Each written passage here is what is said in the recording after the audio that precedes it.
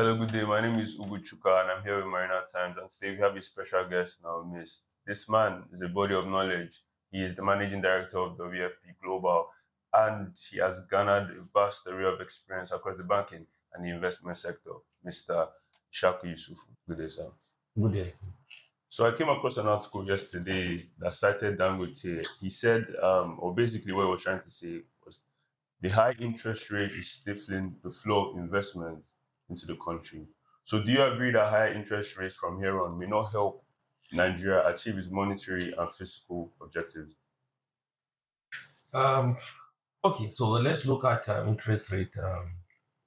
What is expected to achieve, and we know that interest rate has significant implications for any country, and including Nigeria. So I would want us to just consider some key um, points about the effect of higher interest rate on the monetary policies, and also look at the effect on the fiscal policy. I think this is where the questions are. So first, let's look at monetary objectives. So, first, the key among the monetary objective is to control inflation. And the second one is exchange rate stability. And so the primary reason why central bank keeps on raising interest rate is to be able to control inflation. However, inflation in Nigeria, in my opinion, is driven by a number of factors. Now, the demand side factor and the supply side factor. Okay. So it appears that the inflation in Nigeria is driven more by the supply side factor of the economy. And so, if that is the case, then I'm afraid continual increase in interest rate may not control inflation because more of the issues are from the supply side uh, of the economy. And what do I mean by supply side of the economy? Uh,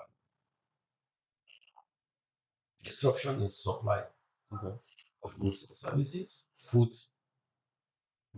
exchange rate instability. So because of these factors, only interest rate I may not be able to address this objective. And the second one I think is about the exchange rate stability. And so we have seen how our currency continue to devalue, and we have seen how the monetary policy managers continue to increase interest rate in order to attract um, flows of funds into the country. And even at that, we don't see the interest rate addressing it. So this is on the monetary Sorry. side. Then you also asked about the fiscal side. So two primary objectives from the fiscal side. First is the debt servicing, Okay. and the second one um, is the second one we can say is economic growth. And so let's look at the impact of interest rate on these two. When we continue to increase interest rate on the fiscal aspect, the cost of servicing those debts continue to increase, and so it's counterproductive for the fiscal objectives. And the second one is economic growth. We continue to increase interest rate, and it slows down economic growth because it slows down businesses. We have been reading on newspapers, a number of companies have been, shutting down, right? And the access of funds makes it more expensive. Mhm. And so when businesses cannot easily access funds, it slows down the business. It slows down the. So when you look at this factor in summary for this your question, in my opinion, I would say that higher interest rate may not give us the desired objectives on both the monetary aspects and the fiscal assets. Yeah. On your point with the funds, trying to, let's say, increase the funds that business will be able to borrow to ease their business.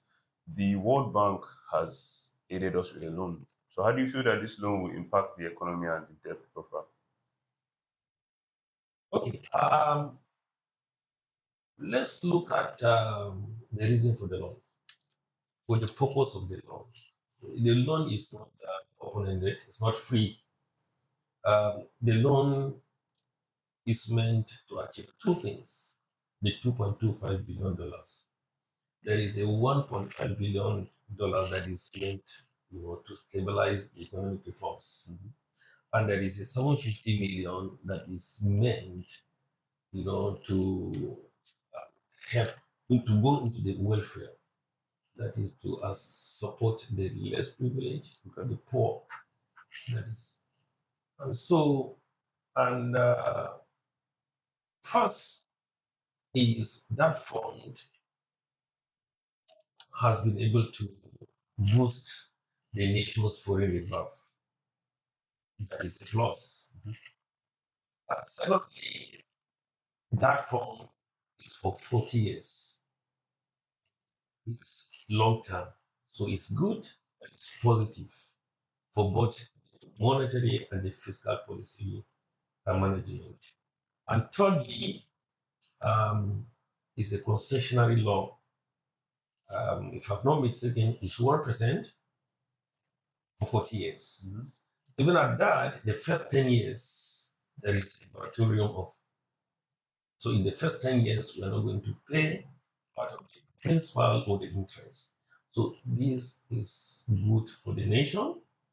And in my opinion, I think it may or it will help in stabilizing our foreign exchange. So it's a good and it's positive. It's good that you mentioned the foreign exchange because the naira to the dollar has taken various positions this year. Currently, it's ping ponging between 1,490 and 1,510. So, what factors are driving the naira towards and beyond 1,500 to the dollar? One good thing with economics is that for you to have a proper understanding, you have to look at all the factors. There's no single factor that is responsible. And so there is a need for us to understand the economic factors or the reason behind some of these monetary or economic policy decisions. First, the factor that is contributing or that has contributed to the instability or the continuous evaluation of the naira against the dollar is the exchange rate unification. Uh, this policy is supposed to be positive, for the nation, but we have seen that it has created scarcity. So market forces are coming into play, and that has increased volatility, um, and therefore it resulted to depreciation. That is one. The other one is um, demand and supply dynamics. There is high demand for uh, the dollar, the US dollar, uh, for many reasons. Number one is for import reasons. Um, Unfortunately, we are import dependent, and so the demand for that is high. We also need that foreign exchange to service our foreign debt. That is another factor.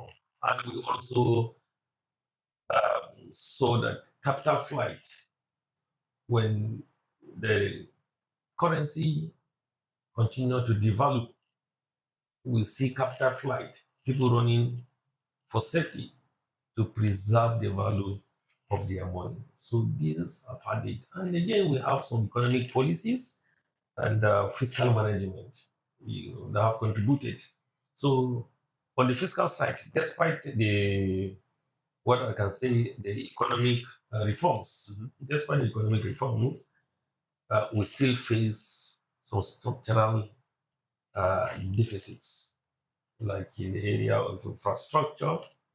We have seen where our output, uh, crude oil, output continue to go down. We have not been able to meet our OPEC quota, and our low level of foreign exchange is also not helping matters.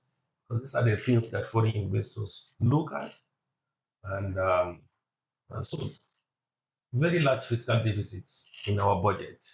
For this year, I think about 96% of our revenue for the 2024 budget uh, goes into debt service. And we have almost 50-50.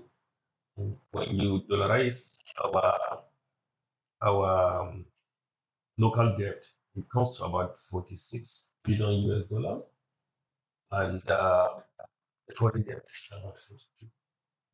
So you can imagine the servicing of the foreign debt. You spoke about the fiscal policy with the economic reforms. But what, in your opinion, can be done to augment monetary policy effort to revalue the naira and revive the economy? Uh, First, we have to enhance our foreign exchange management. That is number one. How are we going to do that? We need to improve on our forex allocation to the system. We have to ensure that even the forex that is being allocated, to the system is being done efficiently to the sectors that need them, like the manufacturing sector, the agriculture sector. That is one. Secondly, we need to diversify our sources of foreign exchange. As it is, we are like mono economy, where substantial part of our foreign exchange earning comes from uh, the oil. So I think, in my opinion, we need to further diversify. We need to have multiple sources of foreign exchange earning. And we also need to stabilize the foreign exchange market. The CBN needs to intervene in the market when it needs to be intervened. The floating of our currency openly, freely, cannot work. Every economy manages their foreign exchange, intervene when they should. So I think that needs to be done as against leaving it freely to the dictates of the market. So these are the ways and manners I think will enhance our foreign exchange. Another point is we need to strengthen our domestic production. We need to strengthen our we need to support the local industries. We need to import subsidies, and we also need to boost our agriculture. That cannot be overemphasized. And the next point that we need to do if we want to strengthen our currency, it means that we need to improve our monetary policy framework. The entire nation, the entire investment community, the entire uh, uh, people of the country should be able to know what monetary policy uh, the CBN is pursuing. With that, people will be able to plan, panic will be able to be reduced, and these are the areas I think we will enhance our currency value. You made a lot of points with the diversification of the FX to the increase in production. So, what do you feel are the biggest obstacles that is the country is facing for sustainable growth? And how can the financial market be leveraged to address unemployment and poverty? Um, the financial market alone or the monetary policies alone cannot address the high Unemployment. level of unemployment that is in the country. And so there has to be synergy between the economic policy managers under the Central Bank of Nigeria and the fiscal policy uh, managers under the President of the Federal Republic of Nigeria. And so when this synergy is attained, we will be able to solve that problem. So from the first question you asked, we'll try to talk around it. Now, for the fiscal policy uh, management, the structural deficit we spoke about, Okay. the lack of power, lack of roads, even when farmers harvest their goods, it is difficult to Distribute. to take it to the cities because of poor roads. So the federal government must handle that while the central bank handles the monetary aspects. Otherwise, if one is doing and the other is not doing to complement, we may not see the desired results. At this point, how can Nigeria attract foreign direct investment to stimulate economic growth? Okay, foreign direct investments can significantly stimulate economic growth by bringing in capital. It can also enhance market liquidity and can also improve the overall investment climate. And in addition, it can also stimulate um, employment. And so, for Nigeria to attract these FDIs, Mhm. several strategies will need to be implemented. In my opinion, number one, we need to enhance economic stability. We need to be consistent in our economic policies. We need to improve our regulatory and institutional frameworks. We need to strengthen our financial market. And we need to enhance transparency and governance, both corporate governance and, and government establishments, because we need to give clear indication to the foreign investors that we're serious with governance. And we need to address uh, the insecurity in our nation. Um, we also need political stability. And these are some of the ways. And I think we need to engage with international investors to give them that confidence about doing business in the long term in the country Nigeria. You made mention of the regulatory framework and strengthening the financial market. So, what policy change do you recommend to improve the efficiency of Nigeria's financial market? In Nigeria, some of the biggest obstacles to sustainable economic growth, um, infrastructural deficit, which everybody knows, because we have insufficient infrastructure um, in the transportation sector, energy sector, telecommunications, productivity, efficiency, Um, there appears to be political instability, even though from a wider perspective, you will say we have political stability. But when it comes to the gladiators, the players will begin to imagine, you begin to get scared. And the news that are going out there can make foreign investors scared by bringing their money, yeah, as FDI. And also, there is one monster in the room, and that's corruption.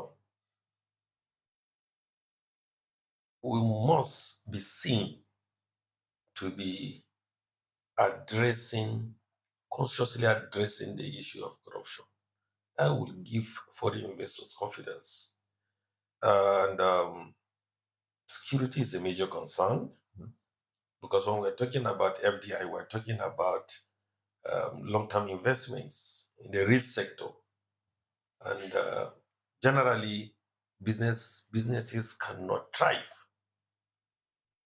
efficiently and productively in an area of insecurity. So that is also a major.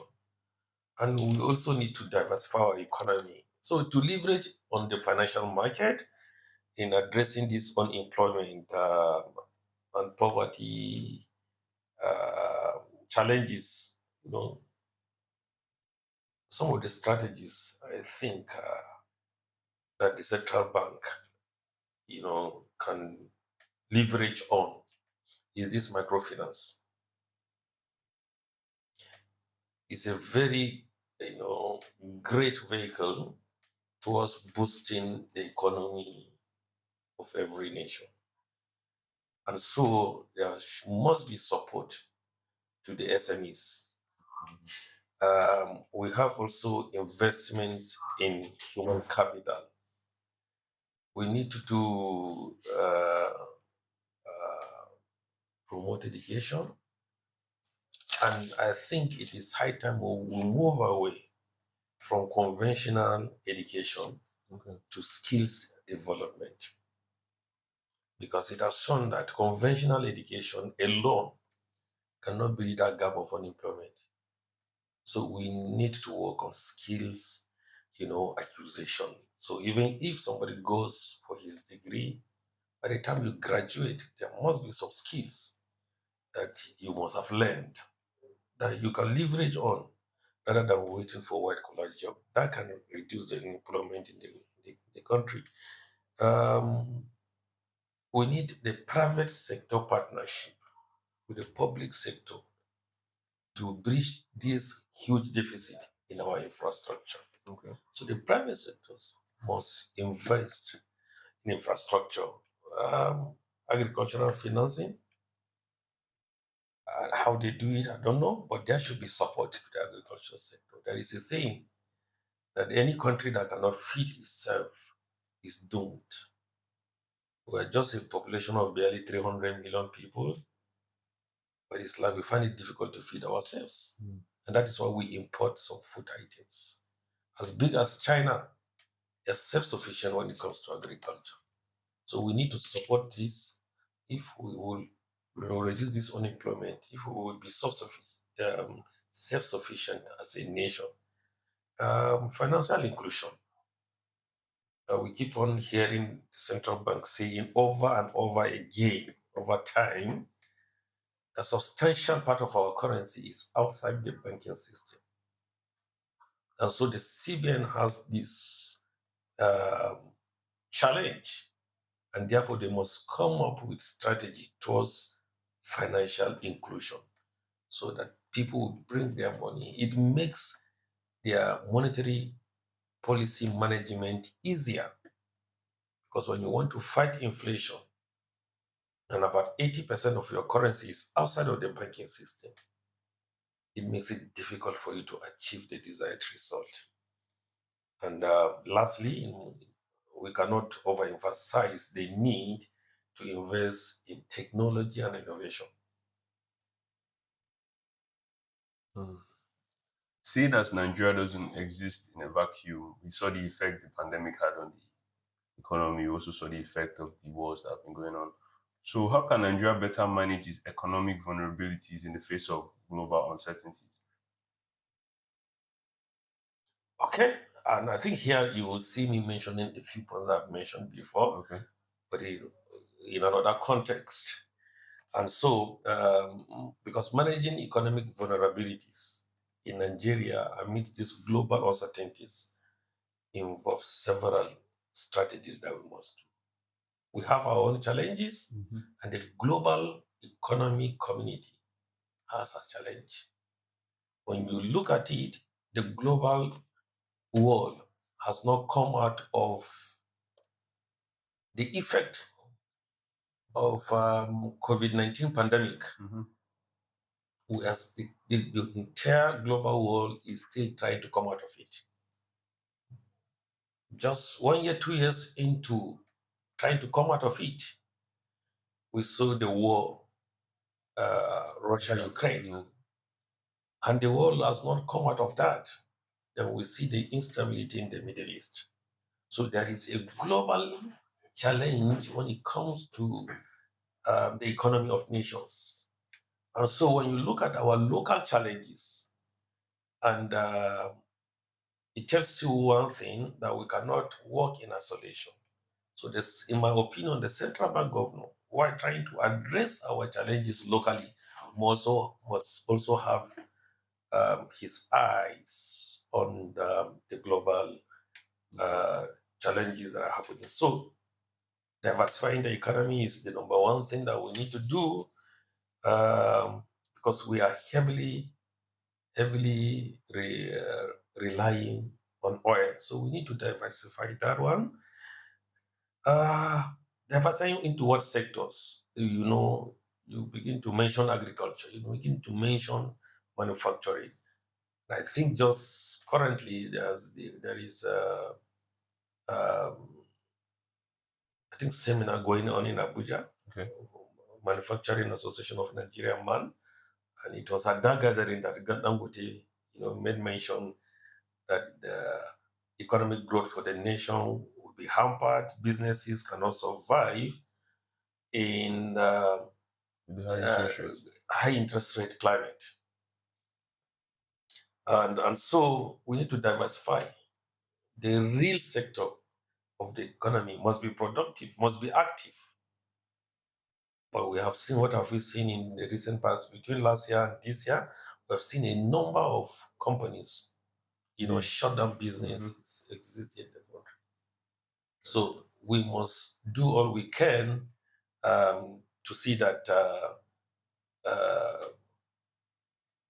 we address that gap, and we also need to strengthen our fiscal management.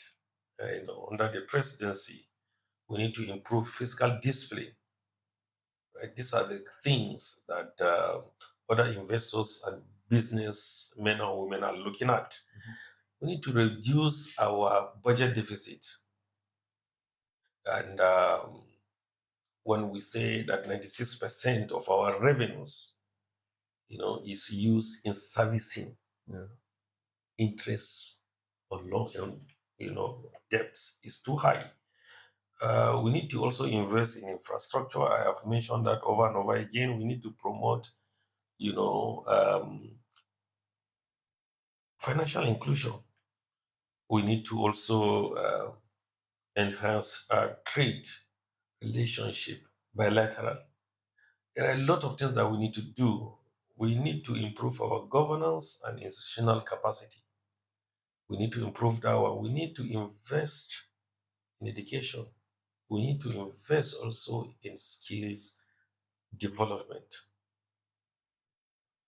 A lot of solid points have been mentioned so far, and I feel like with the implementation of this, we can project growth in the next few years. That being said, what is your outlook for the Naira over the next 5 years? That is an interesting question. My outlook. So the revaluation of the currency, such as the naira, can have various effects on the economy, including the real estate. And but we need to consider other factors before I'll be able to tell you my outlook.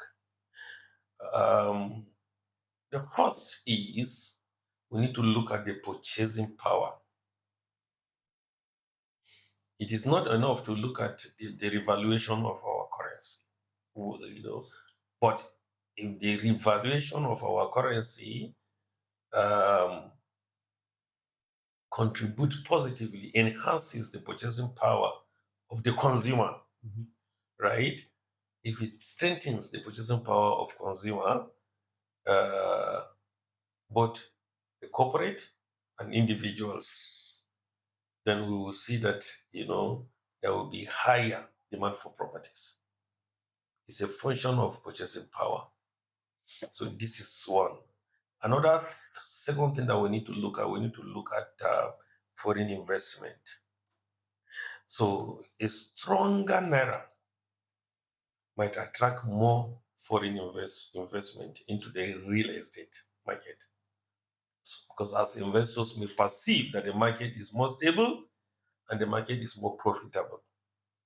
But this could increase demand, and so the prices of this property that we're talking about may also go up.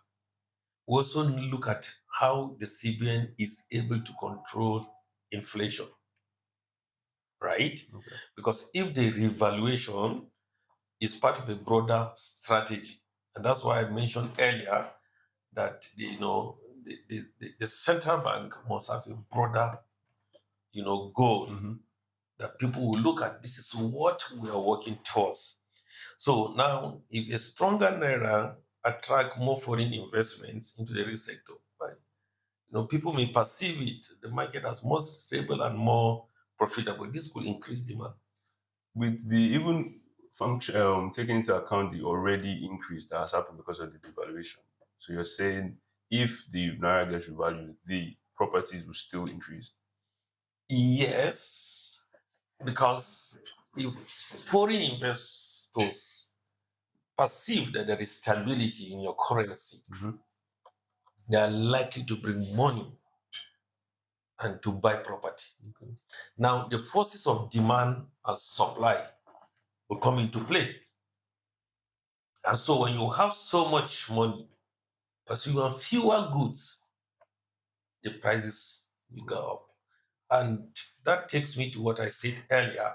That's the one interesting thing about economics. There are always factors playing together. You cannot single out a factor and look at it in isolation and make a decision. You must look at other factors together into a basket. So the ability of the central bank to control inflation in the event of the revaluation you are talking about is key. And so investors must know what is the strategy of the central bank to controlling inflation. That is key. Then we also need to look at market confidence. With the revaluation, bring in market confidence. And look at interest rate, look at speculative behavior of investors, individuals and corporates. People speculate. People begin to look at the property market will go up.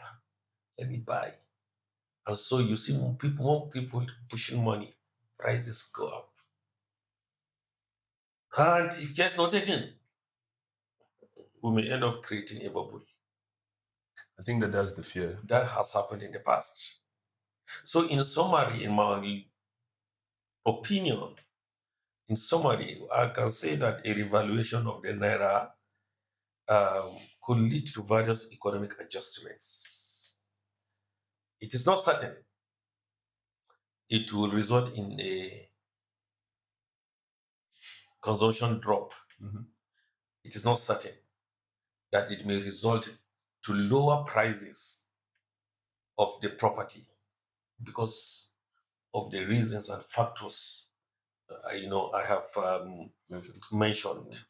So the outcome in my opinion, will depend on a complex of interplay, including market confidence, investors' view, monetary policy objective in controlling inflation, foreign exchange investments, interest rate, all these factors put together. It will make us to, say that the outlook will result to higher prices or lower prices. A lot has been said in this interview, and I think a lot of people will take our time to ponder some of the things you said, for better or for worse. I want to say thank you for Marina Times. Thank you for your time, and we hope to see you again sometime in the future. It's my pleasure, and thank you, Marina Times, for having me. Thanks, sir.